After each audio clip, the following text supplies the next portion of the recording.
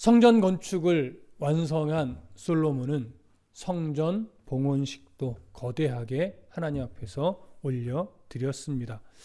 성전을 봉헌하며 솔로몬은 하나님 앞에 정말 진실한 또한 간절한 기도를 올려드렸죠. 그 기도의 내용이 얼마나 중요한지에 대해서는 우리가 이미 살펴보았습니다. 그러나 그 기도의 내용이 너무나 귀한 기도의 내용이었음에도 불구하고 그 기도의 부분을 보다 보면 하나님이 이런 부분을 염려하고 계시겠구나, 이런 마음도 그 안에 담겨져 있었을 것을 우리는 확인했습니다. 솔로몬을 향한 하나님의 염려, 아직 솔로몬의 삶 가운데 수면 위로 드러난 것은 아니었지만 하나님은 솔로몬의 그런 염려되는 부분이 수면 위로 삶 속에서 드러나지 않기를 분명히 원하고 계셨을 겁니다.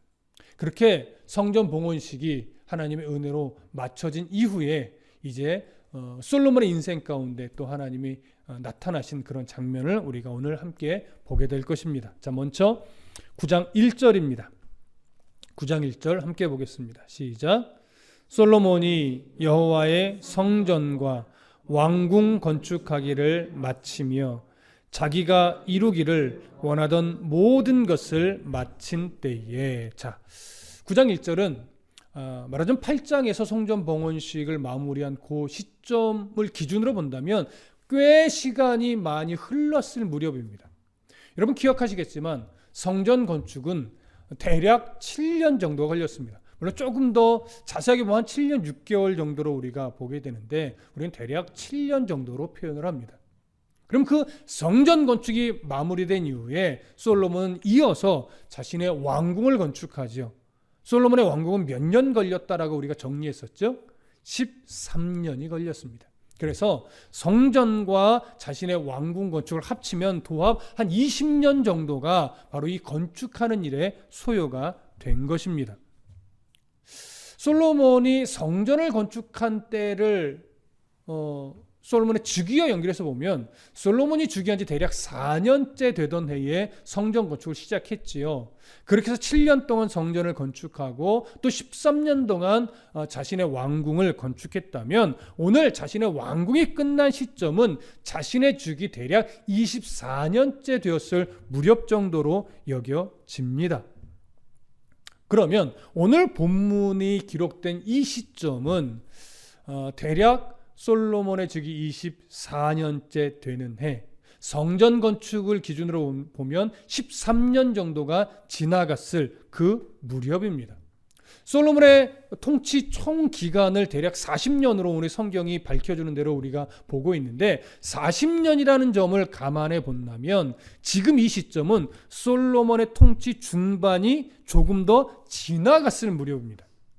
대략 20세쯤에 즉위한 것으로 여겨지는데 그렇다면 지금 현재 나이는 아마도 40세 중반 무렵일 것으로 여겨지는 거죠. 여러분 왕이 된 지 대략 24년쯤 지나갔을 무렵, 또 본인의 나이가 40대 중반을 지나갈 무렵이라는 것은 그 안에 어떤 의미를 담고 있냐면 솔로몬의 왕국이 가장 전성기를 지나가고 있을 무렵이라는 의미와도 거의 동일합니다.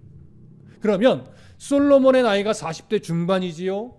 성전도 건축이 됐고 이미 자신의 왕궁까지도 건축이 되어 있지요. 그 다음에 이 나라 자체가 최전성기를 지나가고 있을 그 즈음이라면 이때는 다른 시선으로 보면 어떤 시기로도 말할 수 있냐면 솔로몬이 교만에 빠지기 가장 쉬운 시기라고도 말할 수 있습니다. 솔로몬이 교만해지기 가장 쉽다는 얘기는 신앙적으로도 매우 해이해질 수 있는 그런 시기가 되었다라고 하는 의미가 되는 거죠. 그래서 오늘 1절을 잘 보면요, 그런 어떤 염려스러움이 담겨 있어요.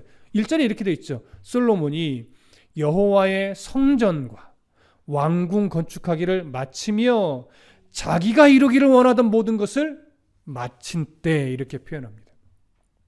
이 표현, 자기가 이루기를 원하던 것을 마친 때, 긍정적인 시각으로 보면 솔로몬이 성전 건축과 왕궁 건축하는 일에 최선을 다했다, 이런 의미로 볼 수 있지만, 이것을 부정적인 시선으로 보면 솔로몬이 성전을 건축하고 왕궁을 건축해가는 이 20여 년의 과정을 지나가면서 점차 이 일이 하나님이 기뻐하시는 일에서, 하나님이 원하시는 일에서 점차 누가 원하는 일로 바뀌어가고 있다는 얘기예요.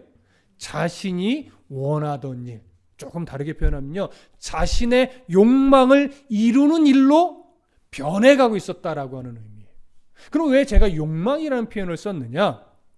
여기 1절에서 원하던, 이루기를 원하던 모든 것이랄 때 이 원하던으로 번역된 헬라어가 하페츠라는 단어인데, 이 단어는요, 물론 원하는다, 원하다 이런 의미도 있지만 욕망이라는 단어도 번역이 가능한 단어입니다. 욕망이라는 의미가 이 단어 안에 충분히 담겨 있어요. 그러니까 지금 솔로몬은 어느 시점부터인지는 알 수 없지만 성전을 건축하면서 정말 진실하게 시작을 했죠. 하나님 기뻐하시는 일, 아버지 다윗에게 언약하셨던 그 일을 내가 하나님의 은혜로 이룬다. 하나님이 세우신 성전이다. 이런 고백을 갖고 시작을 했는데, 점차 성전 건축이 마무리되고 하나님이 이 성전을 자신의 처소로 인정해주고 하나님 앞에 드린 기도도 하나님이 다 응답해주고, 그래서 정말 기쁨으로 자신의 왕궁까지도 지어지는데 너무나 멋지게 순조롭게 이 일들이 다 진행이 돼요. 자신의 나라도 아주 부강해지고 자신의 국력도 강력해지며 또한 재물도 넘치게 채워지고 있어요. 이렇게 최전성기를 이루어 가다 보니까 어느 시점부터인가 점차 이 일들이 하나님이 기뻐하는 일이라는 시선에서 이제 내가 원하는 일, 내가 이룩해 가고 있는 일, 내가 세워가고 있는 일로 점차 변해가고 있었다라고 하는 의미가 되는 거죠. 그래서 그 일들이 하나님의 일보다는 자신의 욕망을 이루는 일로 바뀌어 가게 되는 거예요. 왜 이렇게 더 볼 수 있느냐? 이제 잠시 후에 보게 될 3절부터 9절의 내용을 보게 되면 하나님의 이 말씀에 대한 명령에 대해서 솔로몬이 얼마나 순종했는가, 이런 내용을 기록하고 있지 않고, 불순종한다면 이렇게 될 것이다, 이렇게 순종보다는 불순종에 초점을 맞추어서 기록이 되어가고 있어요. 그리고 다음 시간에 살펴보게 되겠지만 10절부터 28절의 내용을 보면 솔로몬이 자기의 욕망을 이런 면에서 채워가고 저런 면에서 채워가는, 자신의 욕망을 다양한 영역에서 채워가는 내용들로 지금 기록이 되어 있는 것을 알 수 있어요. 그러니까 이런 이후의 내용들을 비교해 볼 때 지금 솔로몬은 하나님을 기쁘시게 하는 일로부터 출발해서 점차 자기를 기쁘게 하는 일, 자신의 욕망을 채워가는 일로 점차 변해가고 있음을 오늘 성경이 드러내고 있다라고 하는 것을 알 수 있습니다. 이런 안타까움은 아마도 하나님의 안타까움일 겁니다. 그런 시선으로 다음 구절을 보셔야 할 겁니다. 자, 2절 함께 봅니다. 시작. 여호와께서 전에 기브온에서 나타나심 같이 다시 솔로몬에게 나타나사. 자, 솔로몬이 왕궁 건축을 마쳤을 그때에 하나님이 솔로몬에게 나타나셨는데, 성경은 어떻게 나타났다고 표현하냐면 기브온에서 나타나심 같이, 이런 표현을 합니다. 여러분, 기브온에서 나타나셨다는 얘기는 바로 솔로몬이 1000번제를 드렸을 때, 이 시점을 보면 기준으로 보면 대략 20여 년 전에 성전을 건축하기 바로 그 직전에 솔로몬이 왕이 위에 오르고 나서 하나님 앞에 1000번제를 드리며 정말로 자신의 소원을 아뢰기 위해서 그 기브온의 산당에서 그 제단 앞에서 잠을 잤을 때 하나님이 그 시대의 풍습대로 그의 꿈에 나타나셨고, 하나님은 그 솔로몬에게 네가 뭘 원하냐 했을 때 그는 자기의 장수나 부귀나 영화를 구하지 않고 백성의 재판을 할 수 있는 그런 지혜를 구했죠. 하나님 그런 중심을 매우 기뻐하셨습니다. 그래서 이전에도 없고 이후에도 없을 만한 지혜와 부귀 영화를 약속하셨고, 실제로 그의 삶을 보면 정말 하나님이 약속하신 대로 충만한 지혜 그리고 엄청난 부귀 영화를 허락하셨음을 우리는 알 수 있습니다. 그때 꿈에 직접 나타나셔서 직접 말씀해 주셨듯이 이제 20여 년이 지난 지금도 하나님이 그의 꿈에 직접 나타나셔서 하나님이 그에게 계시해 주셨다라고 하는 것을 오늘 본문이 말하고 있는 겁니다. 그래서 기브온에서 나타나심 같이 다시 솔로몬에게 나타나서 이런 표현을 하고 있는 거예요. 자, 그러면 하나님이 기브온 때처럼 그의 꿈에 직접 나타나셔서 직접 말씀해 주신 내용이 무엇이냐? 자, 3절을 보겠습니다. 3절 함께 읽습니다. 시작. 여호와께서 그에게 이르시되 네 기도와 네가 내 앞에서 간구한 바를 내가 들었은즉 나는 네가 건축한 이 성전을 거룩하게 구별하여 내 이름을 영원히 그곳에 두며 내 눈길과 내 마음이 항상 거기에 있으리니. 자, 여기 보세요. 여호와께서 이제 그에게 이르시되 솔로몬에게 꿈에서 직접 말씀해 줍니다. 시작을 이렇게 하죠. 네 기도와 네가 내 앞에서 간구한 바를 내가 들었은즉 이렇게 말해요. 그러면 솔로몬의 기도, 솔로몬이 하나님 앞에서 간구한 바를 들었다고 하는 이 기도, 이 간구는 어느 때의 기도와 간구를 말하는 걸까요?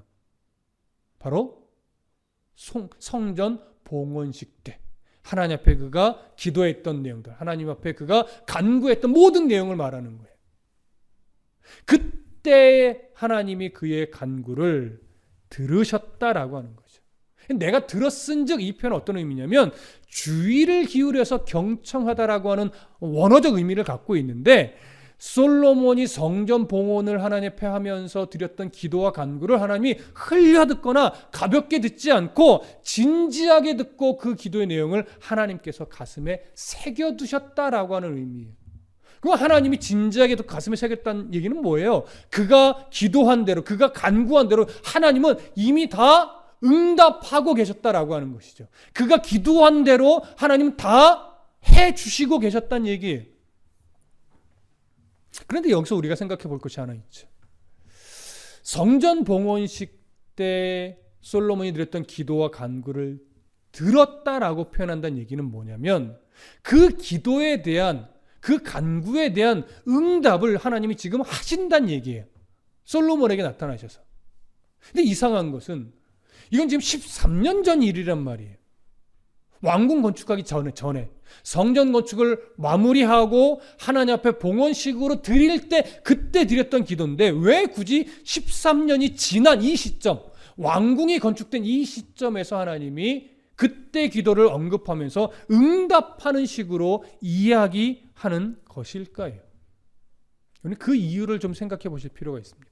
자, 성전 봉헌식이 끝난 이후에 13년 동안 자신의 왕궁을 건축하는데, 물론 솔로몬이 왕궁만 건축한 것은 아닙니다. 왕궁을 건축하면서 나라를 통치하고 외교 관계를 더 견고히 하고 무역을 하면서 더 나라를 부강하게 부자로 만들어가고 있었겠죠. 그러면서 이제 최전성기를 지나가고 있는 이때예요. 그러면 하나님은 성전 봉헌식이 지난 이후 13년 동안 뭐 하고 계셨을까요? 물론 그의 간구에 대해서 하나님은 성전에 거하시면서 그들을 바라보시면서 자신이 해줘야 될 모든 섭리를 다 하셨겠죠. 하시는 중에 하나님은요, 솔로몬의 13년 동안의 삶, 이스라엘 백성들의 13년간의 삶, 이걸 다 어떻게 하시는 거예요? 지켜보고 계시는 거예요. 그렇게 해서 13년 동안 그의 기도를 듣고 응답하여 주면서 그들의 삶이 그가 간구한 대로 살아내고 있는지 그걸 주목해서 지켜보신 거죠. 그러고 나서 이제 13년이 지난 지금쯤에 그동안의 삶을 진단해 주면서 그의 기도에 응답하듯이 나타나셔서 이제 무엇을 하시려고 하는 걸까요? 다시금 영적으로 각성시키고자 하는 거예요. 여러분, 왜 각성이란 표현을 제가 할까요? 이후에 칭찬보다는 경고적 메시지가 나오기 때문에 그래요. 경고적 메시지가 나온다는 이야기는 솔로몬의 삶이, 이스라엘 백성의 삶이 하나님이 원하셨던 대로 잘 살고 있었다는 걸까요? 좀 위태롭게 하나님을 기쁘시게 하는 일이 그리 많지 않게 살았다는 얘기일까요? 후자일 겁니다. 그래서 하나님은 솔로몬에게 이렇게 말합니다. 나는 네가 건축한 이 성전을 구별하여. 이전에는 분명히 솔로몬의 기도에는 이 성전을 누가 세웠다고 그랬어요? 하나님이 세웠다고 그랬어요. 근데 그의 기도에 자꾸 등장하는 게 뭐예요? 내가 건축한 이 성전이라는 표현이 수차례 등장했다고 말씀드렸어요. 근데 이번에는 하나님이 이렇게 말합니다. 내가 세운 성전이라 말하지 않고 네가 건축한 성전이라고 말해요.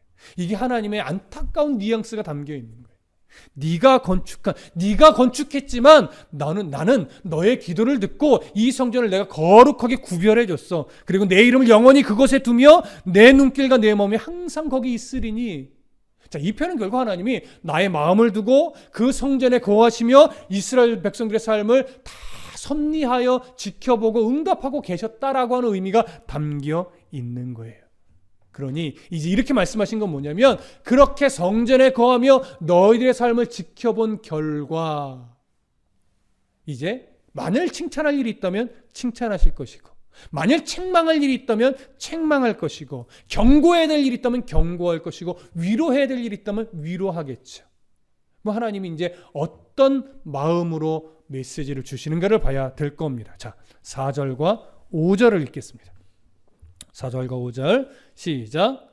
네가 만일 네 아버지 다윗이 행함같이 마음을 온전히 하고 바르게 하여 내 앞에서 행하며 내가 네게 명령한 대로 온갖 일에 순종하여 내 법도와 율례를 지키며 내가 네 아버지 다윗에게 말하기를 이스라엘의 왕위에 오를 사람이 네게서 끊어지지 아니하리라 한 대로 네 이스라엘의 왕위를 영원히 견고하게 하려니와. 자, 특별히 4절을 보시면 네가 만일 내 아버지 다윗이 행한 같이 마음을 온전히 하고 바르게 하여 내 앞에서 행하며 내가 네게 명령한 대로 온갖 일에 순종하여 내 법도와 율례를 지키면이라는 말씀을 하시죠. 여러분, 이 말씀이 낯섭니까? 익숙합니까? 익숙하죠. 이미 이전에 하나님이 수차례 다윗에게 하셨던 말씀이에요. 언제 먼저 등장을 하냐면 열왕기상 2장 2절부터 4절에 보면 다윗이 솔로몬에게 유언자로 주었던 내용도 이거와 동일해요. 다윗도 솔로몬에게 이렇게 말했어요. 그리고 열왕기상 3장에 가보면 1,000번제를 드리는 기브온에서 나타나셨던 하나님은 솔로몬에게 또 똑같은 말을 해주셨었어요. 또 세 번째는요, 성전 건축이 진행 중일 때, 아마도 선지자를 통해서 전달했을 것으로 여겨지는데, 성전 건축이 진행 중인 그 중간 시점에도 솔로몬에게 이 사실을 잊지 말라고 동일한 메시지를 전해 주셨어요. 이미도 3차례나 솔로몬은 동일한 말씀, 네 아버지 다윗이 행함같이 마음을 온전히 하고 바르게 하여 내 앞에서 행하며 내가 네게 명령한 대로 온갖 일에 순종하여 내 법도와 율례를 지키면, 그다음 5절, 내가 네 아버지 다윗에게 말하기를 이스라엘의 왕위에 오를 사람이 네게서 끊어지지 아니하리라 한 대로 네 이스라엘의 왕위를 영원히 견고하게 하려니와. 이 말씀은 이렇게 수차례, 3차례에 걸쳐서 솔로몬에게 주어졌던 음성이었습니다. 메시지였습니다. 그렇다면 하나님이 지금 이때 이미 3차례나 주어지고 또 13년이 지나간 이 무렵에 또 이 말씀을 하시는 이유가 뭘까요? 그 13년 동안 솔로몬이 이 말씀대로 하나님 법도 율례 규례를 잘 지키며 살았다라고 하는 걸까요? 잘 지키며 살지 못했다는 걸까요? 잘 지키며 살지 못했다라고 하는, 이 일에 소홀했다라고 하는 거예요. 솔로몬이 소홀했다는 얘기는 결국은 백성들도 소홀했다라고 하는 의미와 마찬가지입니다. 그러니 솔로몬은 지금 자신의 통치에 있어서는 최전성기를 이루고 있겠지만 하나님이 볼 때 그는 가장 위기의 순간을 지나가고 있는 거예요. 이 위기의 순간에 영적으로 각성해내지 못하면 그의 왕위는, 그가 누리고 있는 부귀 영화는 그 당시 시대로 막을 내리게 될 수도 있게 되는 것이죠. 하나님은 이것을 경고하고 계시는 겁니다. 9장 6절 볼까요? 9장 6절 함께 읽습니다. 시작.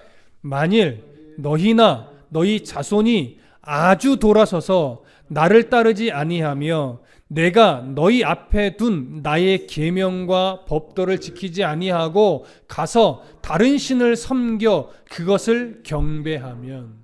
자, 이 부분에서 우리를 주목하게 만드는 표현은 뭐냐면요, 만일 너희나 너희 자손이에요. 여기 너희나 너희 자손이라고 하는 것은 처음에는 솔로몬 아니면 솔로몬의 왕가 여기에만 해당됐던 말씀이 이제는 솔로몬과 그의 왕족뿐만이 아니라 이스라엘 백성들에게까지로 확대돼서 말씀하시는 거예요. 물론 처음부터 이 말씀들은 솔로몬뿐만 아니라 이스라엘 백성 전체가 지켜야 되는 말씀이었죠. 그러나 솔로몬을 대표로 해서 주셨는데 지금 6절로 딱 넘어가서는 너희나 너희 자손이 이스라엘 백성들까지로 하나님은 확장을 시킵니다. 그러면서 무슨 말을 해요? 너희 자손이 아주 돌아서서 나를 따르지 아니하며. 무슨 의미예요? 적극적인 배교를 말하는 거예요. 단순히 잠시 미혹돼서 잠시 하나님을 소홀히 하는 것을 말하는 것이 아니라 적극적으로 우상을 찾아가고 우상을 수입하고 우상을 섬기며 하나님의 말씀과 규례와 법도를 따르기를 아예 거절하는 이런 일들, 이걸 말하는 거예요. 그래서 아주 돌아서서 나를 따르지 아니하면 내가 너희 앞에 둔 나의 계명과 법도를 지키지 아니하고 가서 다른 신을 섬겨 그것을 경배하면, 이런 표현을 하죠. 여러분, 지금 우리가 9장을 보고 있는데 10장을 지나 11장만 딱 가면 이제 솔로몬의 어떤 모습이 등장할까요? 참 속상하지만 산당을 지어주고 우상도 만들어주고 우상을 섬기게 허락하고 자기도 산당에 함께 들어서 우상을 섬기는 이런 일들이 버젓이 11장에서 이제 등장을 해요. 하나님은요, 그런 일이 일어나지 않기를 정말 바라셨던 거예요. 그런데 지금 솔로몬은 그럴 수도 있는 위기, 그럴 수도 있는 조짐을 가지고 있었던 거예요. 하나님 그것이 보이는 거죠. 여러분, 이건 정말 부모의 마음이에요. 부모가 자녀들의 이렇게 모습을 보면요, 가끔 저놈 저러다 분명히 이렇게 할 텐데, 이게 보여요. 자신들은 걱정 마, 안 그래라고 말하지만 부모들은 딱 보면 저놈 저러다 분명히 이렇게 될 텐데 알아요. 그런 거죠. 하나님이 솔로몬의 삶을 보고 이스라엘 백성들의 삶을 보니까 저러다가 조금 있으면 하나님을 버릴 것이 보이는 거예요. 물론 지금 하나님을 버린 것 아니에요. 수면 위로 그런 모습이 아예 드러나지도 아직 않았어요. 그런데 그가 하나님의 법도 율례 규례를 13년 동안 얼마나 진심을 다해 최선을 다해 지키며 하나님의 말씀에 순종하려고 노력하고 있는가, 그 중심을 이렇게 지켜보시니까 자칫 위험한 것이 보이기 시작한 거죠. 그래서 이때쯤 하나님이 나타나셔서 그들이 지금까지 삶을 진단해 주면서 너 이런 삶에서 돌이키지 않으면, 지금 영적으로 긴장하고 다시 하나님께로 온 마음을 내어드리지 않으면 너는 결국 이렇게 될 거야 라고 경고적 메시지를 주는 거예요. 그러니 이 말씀이 얼마나 중요한 말씀이며 얼마나 위험한 말씀이며 또 하나 얼마나 무서운 말씀입니까? 그러니까 이것을 정말 무서운 말씀으로, 중요한 말씀으로, 자신이 경계해야 될 말씀으로 솔로몬이 받아내야만 이후에 솔로몬이 정말 하나님 앞에 이런 징계를 받지 않게 될 텐데, 그런 솔로몬이 정말 어떻게 변할지 우리는 앞으로 차근차근 살펴봐야 할 겁니다. 그래서 하나님이 이 6절에서 경고한 대로 각성하지 못하고 하나님의 법도를 거절하고 우상에게로 가서 그를 섬기게 되면 어떤 일이 일어날지 정말 무서운 경고를 주십니다. 그것이 바로 7절이에요. 여러분, 7절부터 9절까지 함께 읽겠습니다. 시작. 내가 이스라엘을 내가 그들에게 준 땅에서 끊어버릴 것이요 내 이름을 위하여 내가 거룩하게 구별한 이 성전이라도 내 앞에서 던져버리리니 이스라엘은 모든 민족 가운데서 속담거리와 이야기거리가 될 것이며 이 성전이 높을지라도 지나가는 자마다 놀라며 비웃어 이르되 여호와께서 무슨 까닭으로 이 땅과 이 성전에 이같이 행하셨는고 하면 대답하기를 그들이 그들의 조상들을 애굽 땅에서 인도하여 내신 그들의 하나님 여호와를 버리고 다른 신을 따라가서 그를 경배하여 섬김으로 여호와께서 이 모든 재앙을 그들에게 내리심이라 하리라 하셨더라. 자, 이 구절 보시면요, 하나님이 크게 세 가지 이 징계를 말합니다. 하나님을 떠나면 우상을 따라가면 내가 이렇게 징계할 거야 라고 하면서 세 가지를 언급하는데 그 첫 번째가 뭐냐면 7절에 기록된 대로 내가 이스라엘을 내가 그들에게 준 땅에서 끊어 버릴 것이다 이 얘기를 해요. 이건 뭐냐면 이스라엘과 하나님의 관계가 다시 끊어진다라고 하는 거예요. 하나님이 허락하신 이 약속의 땅에서 그들을 멸망시키고 진멸시킴으로 하나님의 공의로운 분노를 그들에게 보여줄 거야. 이런 거죠. 실제로 주전 586년경에 이스라엘은 거듭된 불순종과 배교로 인해서 어떤 일이 벌어져요? 바벨론에 의해 멸망하죠. 이미 북이스라엘은 그 수백 년 전에 먼저 멸망을 해요. 아수르에. 그러고 나서 좀 더 남유다가 버티다가 결국은 우상 숭배로 그들의 삶이 젖어들면서 결국 바벨론에 의해 멸망하죠. 여러분, 이스라엘이 힘이 약해서 멸망한 거 아닙니다. 하나님이 징계한 겁니다. 바로 이 말씀을 솔로몬이 지켜내지 못했고 그 후대의 왕들도 분열이 되었지만 북이스라엘의 왕이든 남쪽 유다의 왕이든 왕들이 이걸 견고하게 지켜내지 못했어요. 그러니 결국 북이스라엘도 남유다도 하나님이 이 징계를 내려버리신 거예요. 그러니 어쩌다가 우리가 이렇게 말할 것이 아니라 하나님을 떠난 자의 결과이구나. 하나님의 징계였구나. 이걸 알아야 되는 거예요. 그래서 이 열왕기서의 첫 번째 독자인 포로 시대 이스라엘 백성들이 이런 본문을 보면서 끊임없이 계속해서 깨달을 것이 뭐냐면 하나님이 힘이 없어서 우리를 외면하거나 버린 것이 아니라 우리의 불순종, 우리 선조들의 우상 숭배로 인하여 우리가 받을 징계를 받는 거구나. 그러니 지금이라도 다시 빨리 우리가 정신을 차리고 하나님께로 마음을 드리고 하나님의 법도를 지키며 하나님의 뜻 아래서 살아가는 이 씨름을 지금 우리가 불평하지 말고 해내야 되는 거구나. 이런 다짐을 해야 되는 거죠. 이런 오늘날의 성도들, 오늘날의 교회, 오늘날의 목회자 마찬가지입니다. 시대가 악하고 교회가 힘겹고 성도들의 삶이 어려울 때마다 사실 우리는 도대체 하나님 왜 이러세요? 라고 말을 할 때가 많지만 결국 우리는 우리를 사랑하시는 하나님, 우리를 성숙하게 세워가길 원하시는 그 하나님의 마음을 그 상황 속에서 발견해야만 됩니다. 때로는 징계 때문에 그럴 수도 있고 때로는 우리를 연단하기 위함일 수도 있겠죠. 어떤 이유에서 나에게 그런 상황이 오게 됐는지는 알 수 없으나 지혜로운 성도는 결국 그 상황 속에서 나를 세워가시기를 원하시는 하나님의 마음을 볼 수 있어야 결국 복된 성도의 삶이 되는 겁니다. 어떤 이유로 그런 상황에 놓였든지 간에 그런 하나님을 보지 못하면 정말 안타까운 인생이 될 수밖에 없어요.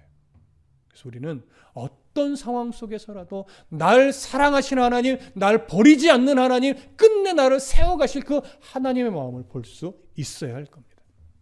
두 번째 징계 내용은 이겁니다.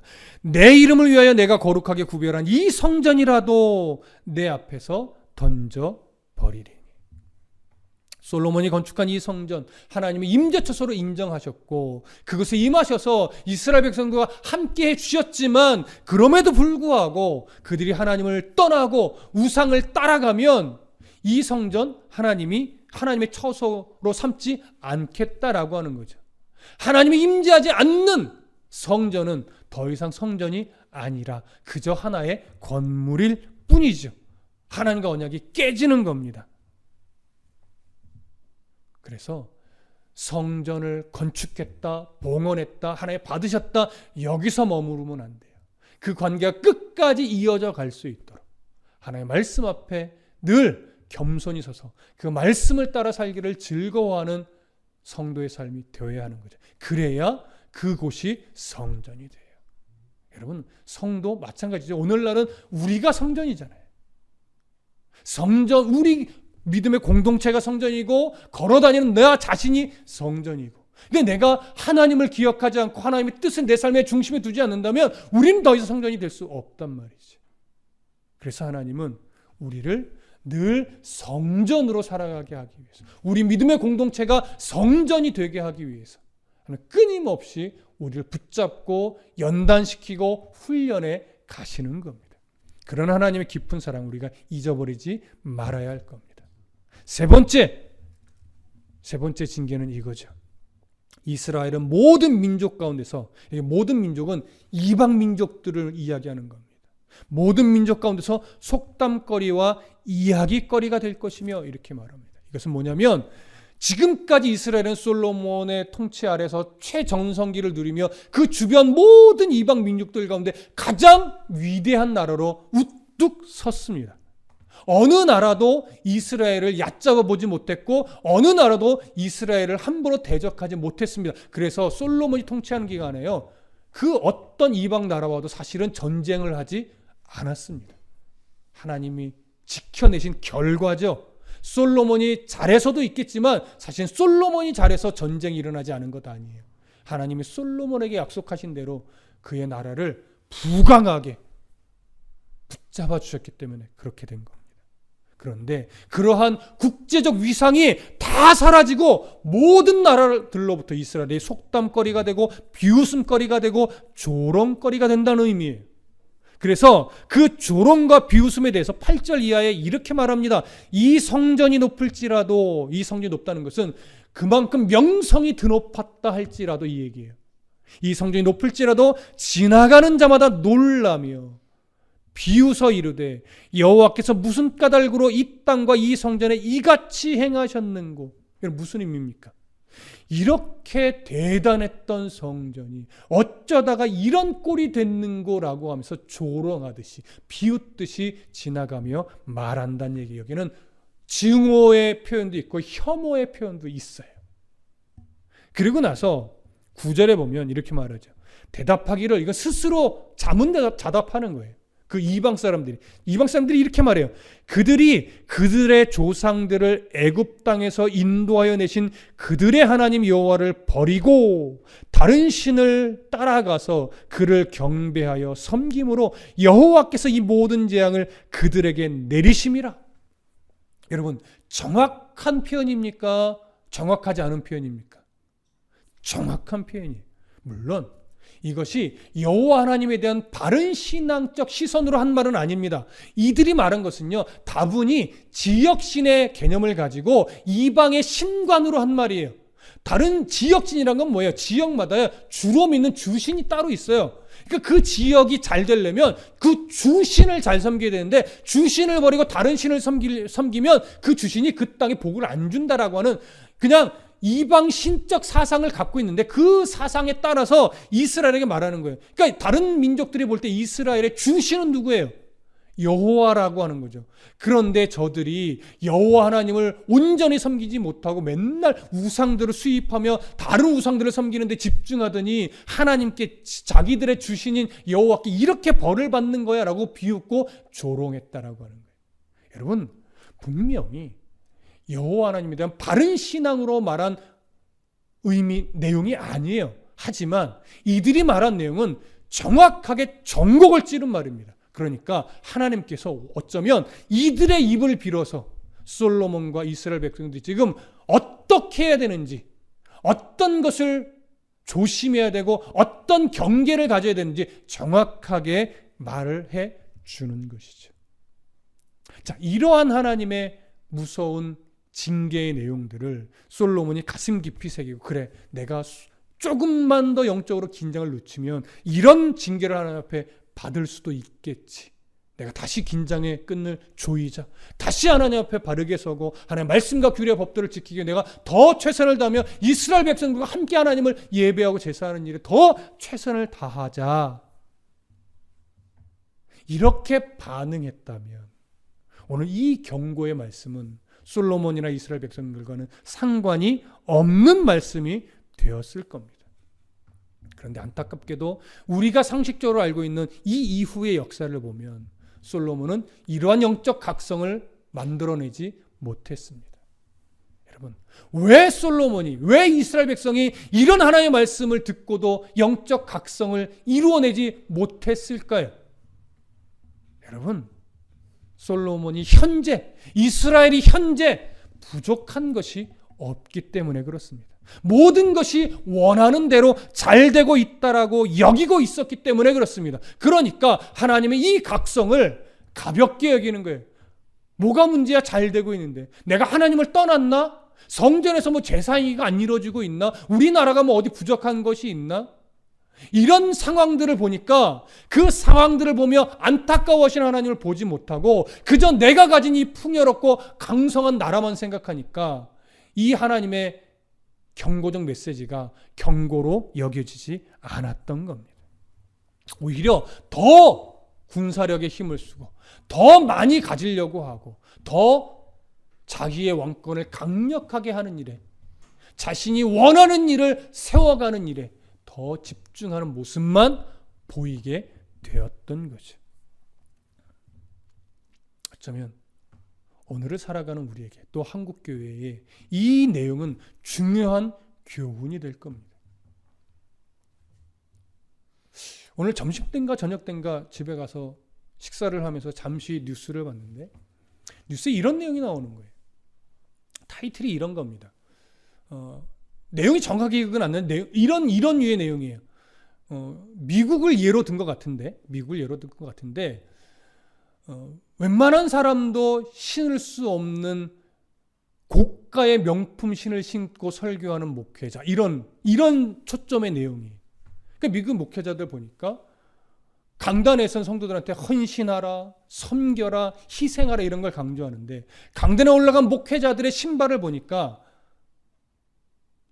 수백만 원짜리 신발을 신고 있고, 그러니까 웬만해선 성도들이 신을 수 없는 그런 신발을 신고 설교를 하고 있고, 뭐 구찌 같은 정말 명품 옷 한 벌에 수백만 원씩 수천만 원씩 하는 그런 자켓을 입고 설교를 하고 있고, 그런 허리띠를 띠고 설교를 하고 있고, 그런 명품으로 도배한 다음에 무릎을 꿇고 두 손을 들고 기도하는데 과연 그 모습이 은혜롭다 할 수 있겠는가, 이런 식의 멘트가 던져지는데요.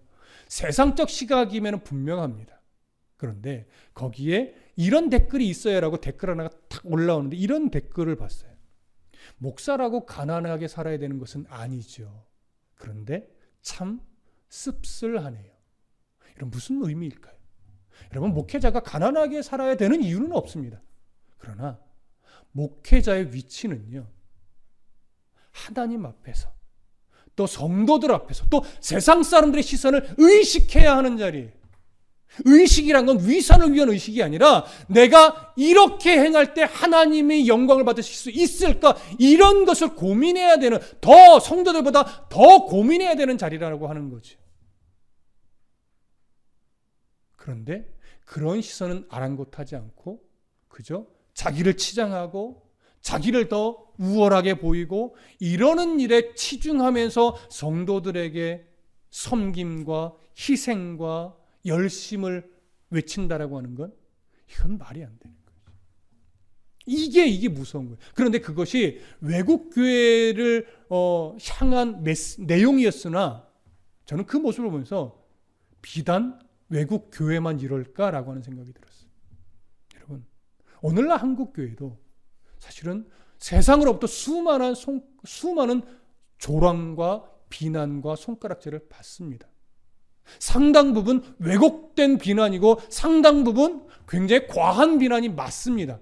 그래서 어쩔 때는 야, 교회가 이러지 않는데, 모든 교회가 다 그런 것 아닌데 라고 하면서 저도 억울한 듯 표현할 때도 있습니다. 하지만 억울한 면도 많고 너무나 과한 면도 많음에도 불구하고 한국 교회는 크든지 작든지 그런 소리에 분명 귀는 기울여야 됩니다. 하나님께서 어쩌면 그런 세상의 외침들을 통해서 지금 교회가 무엇을 깨달아야 하는지, 한국의 목회자가 무엇을 깨달아야 되는지, 한국의 성도들이 무엇을 깨달아야 하는지 어쩌면 듣기를 원하실 수도 있을 겁니다. 그래서 우리는 세상의 조롱이 옳다가 아니라 세상의 조롱을 들으면서, 세상의 비난을 들으면서, 세상의 손가락질을 들으면서 다시 한번 영적인 각성을 해낼 수 있는 교회가 되어야 될 것이고, 영적인 각성을 해낼 수 있는 목회자가 되어야 될 것이고, 영적인 각성을 해내는 성도가 되어야 할 것입니다. 그럴 때 한국 교회에는 미래가 다시 보입니다. 그럴 때 한국의 목회자는 다시 소망 위에 설 수 있습니다. 그럴 때 한국의 성도들은 다시금 하나님 앞에 정말로 소망 중에 하나님이 주시는 복 가운데 일어서서 하나님의 뜻을 이루어낼 수 있을 것입니다. 내가 헌금 좀 했다고 거들먹거리지 마시고, 내가 헌신 조금 했다고 거들먹거리지 마시고, 내가 좀 큰 교회 다닌다고 어깨에 힘주지 마시고, 세상 외침 속에서 나의 연약함, 교회의 부족함, 목회자들의 안타까움을 직시하면서 더 하나님이 기뻐하시는 길로, 하나님이 더 원하시는 일들을 내 삶 속에 가득가득 만들어내기 위해서 오늘도 부단히 힘쓰고 노력하고 기도하며 나를 낮추고 하나님을 드러내는 일에 최선을 다하시는, 또 그런 중심으로 하나님께 삶을 내어드리는 그런 성도, 그런 목회자, 그런 교회가 되기를 간절히 소망합니다. 기도하겠습니다.